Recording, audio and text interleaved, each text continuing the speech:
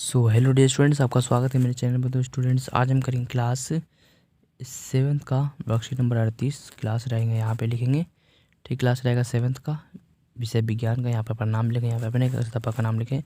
आज है 9 दिसंबर 2021 का वर्कशीट करेंगे। प्रकाश, दक्षिण या वाम, ठीक है। समतल दर्पण से बनने वाले प्रतिबिंब में कई रोचक विशेषताएँ होती है। इनमें से कुछ से आप पहले ही परिचित है, जैसे कि दर्पण में बना प्रतिबिंब सीधा होता है कि प्रतिबिंब को पर्दे पर प्राप्त नहीं किया जा सकता।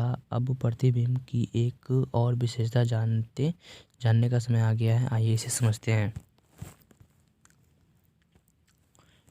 जब बाम यानी बायां बने दायां, क्या है? जब बायां बने दायां।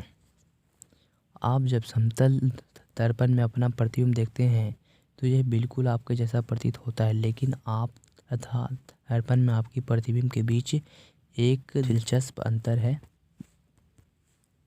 आइए निम्नलिखित गतिविधि करें। वह समतल दर्पण के सामने खड़े होकर अपने प्रतिबिंब को देखें। अपना दक्षिण यानी कि दाहिने हाथ को ऊपर उठाइए और देखिए कि आपका प्रतिबिंब कौन सा हाथ उठाता है। अब अपने बाम यानी बाएं कान को स्पर्श कीजिए और ध्यान से देखें कि आपका प्रतिबिंब किस कान को स्पर्श करता है, ठीक है। तो देखेंगे तो इसका उल्टा होगा। अगर आप इस साइड का हाथ उठाओगे तो उसको भी इस साइड का हाथ उठाना चाहिए, बट ऐसा नहीं, वो इसी साइड का हाथ उठाएगा, ठीक है। तो ये गलत है। अब देखते हैं यहाँ पे अवलोकन। आप देखते हैं कि प्रतिबिंब में दायां बायां और बायां दायां दिखाई देता है। मतलब कि जो दायां है वो बायां दिखाई देता है, जो बायां है वो दायां दिखाई देता है। केवल पार्श्व ही यह अदला बदली हुई है, प्रतिबिंब उल्टी नहीं दिखता।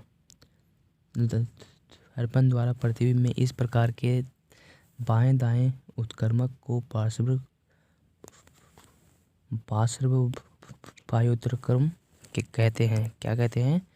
इसको कहते हैं पार्श्व वायुत्क्रमण।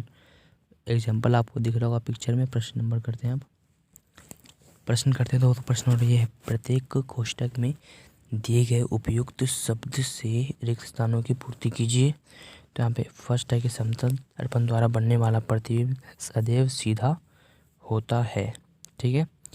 सेकंड वाला है कि वस्तु का बायां भाग दर्पण में दायां दिखाई देता है और वस्तु की दायां भाग दर्पण में बायां दिखाई देता है। प्रश्न नंबर 2 है कि ऐसे 2 और उदाहरण लिखिए जहां आप दी गई गतिविधि को घटित होते देखते हो। तो ऐसे कौन कौन सी जगह हैं, जैसे कि यहाँ पे आंसर लिखोगे प्रश्न नंबर 2 का कि अपना दक्षिण यानी कि दाहिने हाथ को ऊपर उठाइए और देखिए कि आपका प्रतिबिंब बायां हाथ ऊपर उठाता है। जब अपने बाम यानी कान को स्पर्श कीजिए, ध्यान से देखें कि आपका दायां कान को स्पर्श करता है, ठीक है। तो इस प्रकार से आपको लिखना है। सिर्फ आपको यहाँ पे इसको लिखना नहीं है, यहाँ पे इसके बाद ये लिखना है, फिर इसके बाद ये लिखना है, ठीक है। यहाँ पे ये नहीं लिखना है, इसके बाद ये लिखना है और इसके बाद ये लिखना है, ठीक है। ओके, सो आई होप आज का जो था वर्कशीट वो आपको पूरा का पूरा समझ में आ गया होगा और आपको आंसर भी मिल गया होगा, ठीक है। मैं आपसे मिलता हूँ किसी और वीडियो में। तब तक के लिए गुड बाय, जय हिंद।